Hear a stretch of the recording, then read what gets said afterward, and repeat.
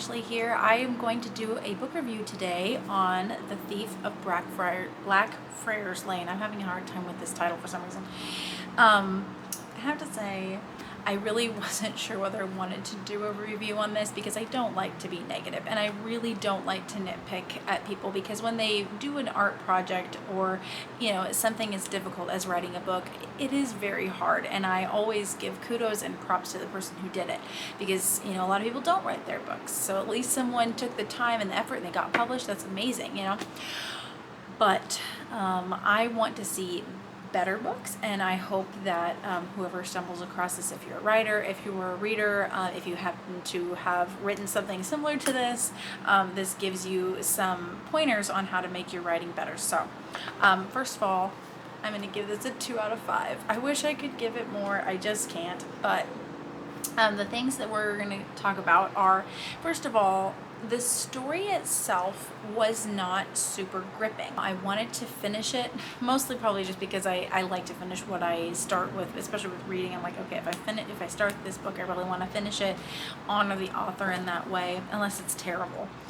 I'll just give the gist because I don't want to totally spoil it, but basically the gist of it was there's this woman who is like a street urchin type woman. I actually wish that we had known more about her childhood. I think some flashbacks would have really helped with that.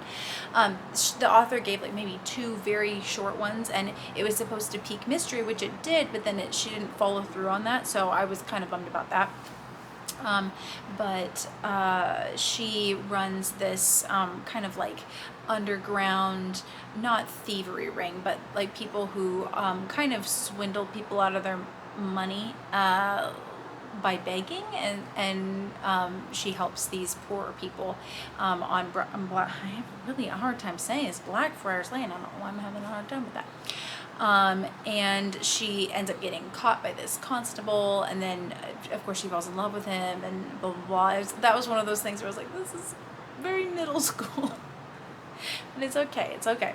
Sometimes those things work, sometimes they don't, but it really depends on how you write it and how compelling it is. But the plot devices just were not good enough. Like they got like into this wealthy party, and I don't even remember exactly how she did it. Like I think she forged some what do you call it, like the invitation or something, and there were several times where like things were just really like super convenient. Like they would end up meeting with these people.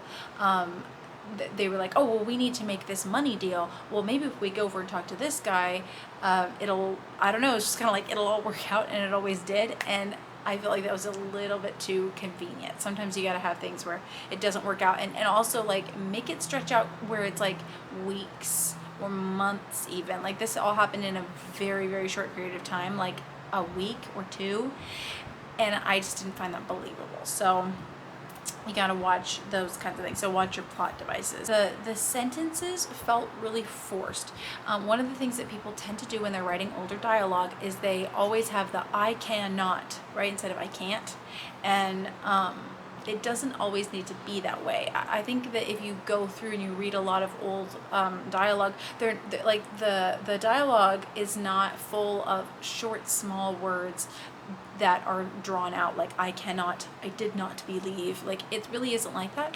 There's a lot, they just had a lot more vocabulary, so you're introducing more words, not taking away or stretching out words that we already have. So watch for that. Make sure that you're actually reading old books and go through their vocabulary, and don't underestimate your audience about what kind of vocabulary they can understand. If anything, like you can always add a footnote, or you can always add something in the back or the front, but I think that modern audiences really need more vocabulary, so don't be afraid to add that in there and feel like your audience won't understand it. When it comes to tropes, so there's this thing that I've noticed, and I've edited some of this stuff, so I have a very close familiarity with it. People are really like, they are obsessed with like these bar scenes, and I was laughing with my sister. I was like, why is it that like these bar scenes are so, I don't know what it is. Maybe it's because people who write these books aren't going into places like that. I don't know, but it's like the typical tavern scene where it's like, this is talking about the beers clinking and like the way that everything smells, and like, you know, these people without any teeth, and just it reminds me of that Les Mis scene. What's that? Oh gosh.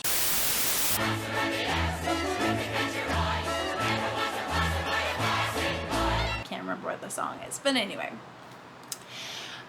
I don't know why people feel like they have to describe it so much. Like, I just don't understand it.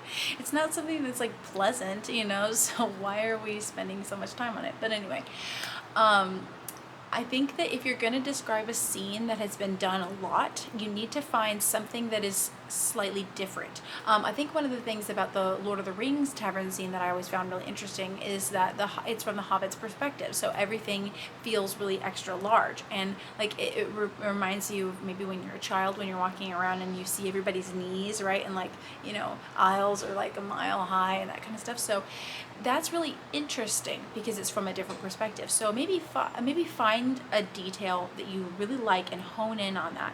But you don't need to talk about how, you know, everybody's clothes are ratty and it smells and there's people that are smiling and that don't have any teeth. Like, you just don't need to do that. Everybody kind of understands what an old-fashioned tavern scene looks like now. So stay away from tropes like that. And the other trope was like the romance trope. Oh, so there's this thing about eyes. Now, eyes don't glow in the dark. If it's dark, you really can't see someone's face, and you really can't see their eyes. And there's this whole thing about like their eyes bored into the, you know what I mean? It's like, no.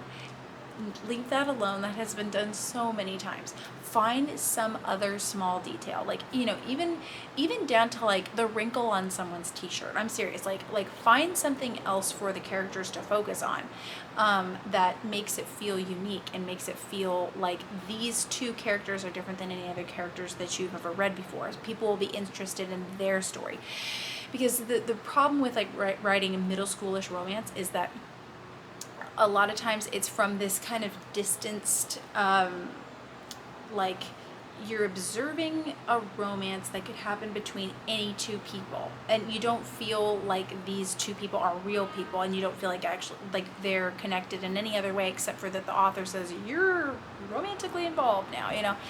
That's just not how, first of all, that's not how real romance works, because romance is like, it's all about the nuance. So you got to find some nuance to tap into, and you got to find something that's specifically them. So, you know, finding like a specific joke or a specific something, like, you know, something that anchors those two characters together that is different from any other characters. Like the reasons why I think, you know, books like Pride and Prejudice, like Jane Austen's novels, are so good is, first of all, she really anchors all of her characters to the real world and gives them an actual character, like a caricature and a character. Like, you feel like they're sketched out in your mind and you know who they are. Then she connects them on some level, like with Jane and or Elizabeth and Darcy. It is about both of their pride, right, and like the way that they view the world, and that's a very interesting take on romance, you know. Can you connect even if you come from completely different backgrounds? And you know, she kind of judges him because he's, you know, a little bit high and mighty, and he judges her because she's so outgoing. So that's interesting, right? And that is a trope that, you know, has been used afterwards, but she was the first one to really do that, and it's one of the most successful novels ever. So find something that is different than just, you know, swooning and sighing. Oof, it's just, it's boring is what it is. And it's just immature writing, and it promotes immature thoughts. So and then movement tags. Okay, so when you say, so a tag is like something that indicates what a character is doing. So Sally said is a tag. Okay, Sally moved to the counter. That's a movement tag, right? So you have dialogue tags and you have movement tags. So one of the things that you want to do is you don't want to keep repeating your movement tags. That just makes it really, really boring for people. So like if you say, someone, like in this book, someone was saying, oh, they hitched a thumb this way, they hitched a thumb that way. Like she used it to indicate a lot of things. And I just was like, oh my goodness, how many times are you going to use this? Because it's like one time is fine, but when you start overusing it, what it ends up happening is it kind of turns into a movie script. And the reason why we're writing is to get into the characters' heads and have a different experience than just reading a movie script or reading a play. Okay, so you want your movement tags to be, again, you want them to be rich and nuanced. Why is the character moving a certain way? Sometimes it is hard when you're writing something and you feel like I just need the character to move from here to here and I'm not sure exactly how to write it.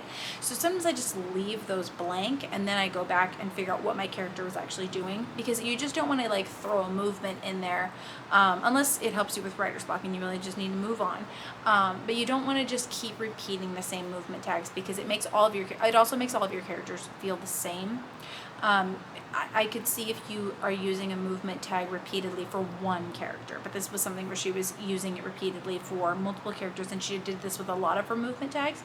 So describe your movements in different ways, find different ways to say things, and also be more observant of like how you move and how other people move. Like, go people watch, go and see how people actually move around and what do they do when, like I love it when, Shannon Miller used to do this all the time. She would rub under her nose. She was an Olympic athlete, women's gymnastics, that I used to watch all the time. And I could always tell when she was like kind of nervous, because she would do like this little nose thing, and then she would always like kind of stick her arms out and do this like wobbly thing, and I love that about her. So you need to find maybe like, real people that you can, I'm not saying exactly copy, but like have a stash of characters that you have observed and watched and the movements that they have, because people are funny, people are quirky, and you want your characters to stand out. So observing real life people and putting real life movement in there is going to make it feel a lot more realistic. So unfortunately, I'm only giving this the 2 out of 5. There were some times where her prose was actually really pretty good. So I mean, I can see why this was published. I guess as someone who really enjoys historical fiction, I always want to see historical fiction written better. One thing that I did really appreciate that Michelle Griep did was she put in the back, she put these little sections for like historical stuff that actually happened in the story, and then she put the real kind of little snippets about that, which reminded me of like my American Girl doll days, where I used to love those. I think reading good historical fiction and having like the time markers and having like the costumes and everything, that was a really wonderful way to learn. So I really do enjoy it when people who write historical fiction go the lengths to do the research, because it's a huge undertaking to write a historical fiction novel. As far as everything else, I'm just gonna have to give it a 2. And like I said, I don't like to be negative. I really feel like if I write, I want to tell you guys about like all the wonderful books that I find, but I also want to show you how to write better. So, or even just pick a better book. Like the way that I pick a book now is I go to the bookstore. The cover does have to draw me in, so I do judge a book by its cover or the font or whatever, but I grab that, and then the title and the book cover usually are the first thing, and then I just flip it open to exactly the middle. And I look and I see what kind of dialogue tags it has. I look and see what the vocabulary is. I read a little bit of the sentences and see if the prose is good. And the prose is like it's kind of like poetry just written in plain English or plain language, but it has to have something special. The reason why I picked this one up was I think my sister actually picked this one up, but I thought that the tags looked okay. The names were great. I liked a lot of the names. Some of them were a little bit tropey, but I thought the names were nice, and it had potential, so I went ahead and I read it, and I'm not sorry that I read it. So anyway, but so yeah, that's my review on that, and I hope that all of you are getting to read a little bit this summer. I think that's probably like my favorite thing about the summer, is having a little bit more time to read. Alrighty, well, have a great day, and take care, little birds. Bye.